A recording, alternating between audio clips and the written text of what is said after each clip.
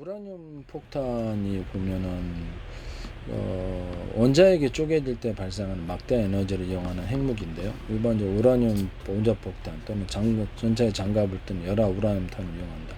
제가 이거를 우라늄 25도 가루로 만들면 25도실에 수천만 개, 수십억 개라고 나왔고 열전자설을 통해서 플루토늄 238처럼 해서 이것을 전력을 생산할 수 있다고 말씀을 드렸는데 하시면 제 기술이 되겠습니다. 이 우라늄 폭탄에 있다 플루토늄 238이 아니더라도 플루토늄이다. 여기다 우라늄 가루를 같이 결합한 폭탄을 만들 수가 있는데요. 이 부분도 제 기술이 되겠어요. 현재 지금 우라늄 원자 폭탄 또는 이렇게 전차의 장갑을 뜬 열화 우라늄탄에는 안에 전차의 장갑을 뚫으면서 마찰되면서 1300도씨 열이 발생해서 그 안에 있는 우라늄이 25도씨가 되면 자연적으로 이렇게 발화가 되기 때문에 안에 전차를 이렇게 높은 열로 태워버리는데요. 이렇게 이거를 그러면 이용해서 항공폭탄을 이용해서 안에서 이렇게 타이머를 두거나 전파를 포격하거나 일정 온도시에 올라가가지고 특정 온도에서 터지도록 계산해서 만들어 준다면 안에서 녹아서 간단한 방식의 우라늄 폭탄을 만들 수가 있는데요. 그냥 일반적인 우라늄을 이렇게 일반적 우라늄을 가루로 갈아서도 가능하다는 거죠. 우라늄 폭탄이 우라늄 핵폭탄이 되는 것이죠.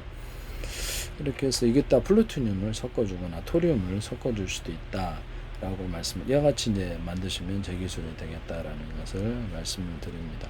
그래서 원자력 발전할 때도 제가 우라늄 토륨 플루토늄의 가루로 만들어주거나 그래서 액상 또는 이렇게 가스로 만들어서 발전을 한다. 이 아이디어 개념을 쓰시면 제 기술이 되겠어요. 그래서 모듈을 보일러 모듈을 5개다 10개다 이렇게 여기서 만들어 갖고 큰 탱크로 옮겨서 발전한다. 그럼 되게 간단하게 만들 수 있다. 또는 100개의 보일러에서 끓여서 큰 탱크로 옮겨서 전기 발전할 수 있어. 석탄, 석유, 가스 발전할 때 양아치 하시면 저기들이 되겠다. 석유 끓일 때도 이 방식을 사용한다라는 것이죠. 하시면 제 기술이 되겠다. 석유 끓일 때도 이렇게 작은 단위로 에너지를 내서 빨리 끓이고 석유 끓일 때 200개, 1000개 보일러에서 끓여서 큰 탱크로 옮기는 방식이어도 괜찮아요. 50개에서 그럼 금방 석유를 끓인다. 이 말씀이죠. 이렇게 어떤 하나하나를 거기서 이런 식으로 석유 끓이는 것을 단지를 크게 만들지 말고 100개를 만들어서 200개를 만들어서 거기서 수소, 산소에서 이산화탄소를 상중하로 넣어주고 이렇게 공기하고 섞어주는 이런 기술을 섞어서 쓴다. 그래서 석유 정지한다. 하시면 제 기술이 되겠어요.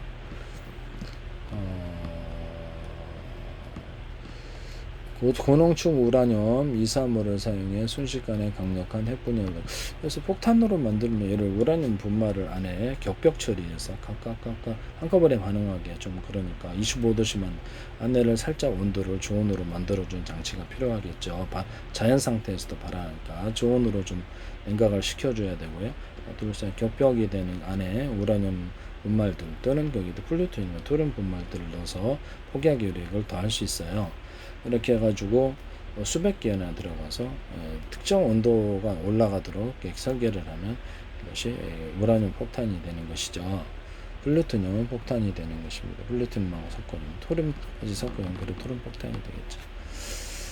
제가 이렇게 보일러를 5개, 10개로, 이렇게 20개로, 100개로 해서 분할해서 큰 탱크로 옮겨서 발전하는 건 석탄, 석유, 가스 발전에서도 가능하다. 집안에서도 가능하다. 그래서 전기 주전자, 전기로 하거나 가스로 하거나 석유로 해도 괜찮아요. 그래서 안에다 금속판을 가로세로 넣어줘갖고 빨리 끓인다. 보일러인데 물을 돌가루가 돌덩이가 들어가면 더 빨리죠. 열을 축적을 시켜갖고 이렇게 해서 5개, 3개나 4개, 5개로 빨리 끓여가지고 큰 탱크로 옮겨갖고 순환을 시킨다. 지방의 난방 같은데 할 때 물 분배기 있지 않습니까? 난방 물 분배기 거기다가 설치할 수도 있고 그래요. 그래서 여러 개로 그래서 또는 차가운 물 압축기 냉면이나 이렇게 펠티어 소자 방식은 무엇이나 차갑게 해서 차가운 물을 여름에는 돌려서 시원하게 만든다. 그래서 이거를 어디서 할 수 있냐면 이렇게 데이터 센터 같은 데서도 할 수 있고 집안의 냉각으로도 가능하죠. 샤워할 때도 이렇게 차가운 물을 이렇게 만들어 가지고 압축기 냉매 방식이나 펠티어서 샤워한다라고 말씀드립니다. 주방에서도 가능하다. 하시면 제 기술이 되겠다. 다 필요하니까 네네네. 차가운 물을 만들어서 샤워한 다에 기술을 사용하시면 제 기술이 되겠습니다. 이렇게 이거 전 세계 대박 날 것 같은데. 네네. 차가운 물로 샤워하고 싶은 사람 얼마나 많은데요. 그래서 온도는 차가운 물을 10도씨 또는 5도씨 또는 0도씨도 있을 수 있고, 이렇게 현재 자연 물보다는 차가워야 되겠죠. 네네. 그것을 하시면 제 기술이 되겠다. 그래서 보일러나 정수기에서 전기 주전자 방식으로 작은 주전자는 하나 둘셋 해서 차갑게 하거나 뜨거운 물을 공급하거나 차가운 물을 공급할 수 있어요. 이렇게 해서 샤워할 때도 욕실에서도 가능하다 하시면 제 기술이 되겠습니다.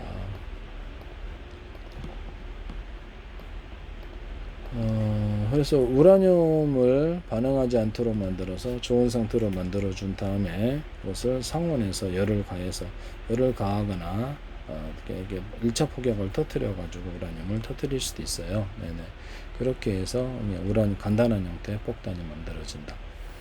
우라늄 단독, 분말 단독, 아니면 플루토늄 섞은 토륨 이런 것도 가능하다. 네네. 이것을 여기는 폭탄 내부에 포신형이 있는데 우라늄 덩어리 2개를 배치를 해가지고 뒤쪽에서 일반 화약을 터뜨려서 앞쪽 우라늄에 강하게 충돌시키는 방식으로 해서 기폭 방식을 사용하고 있다.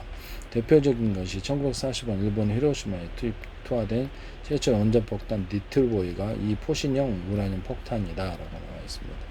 대포로 쏘니까, 대포로 쏘니까 1차적으로 폭약이 발생을 하고 그 다음에 이걸 하면은 사실상 상당히 막기가 불가능하다. 전쟁 서로 평화로워야 되겠다는 생각이 드네요.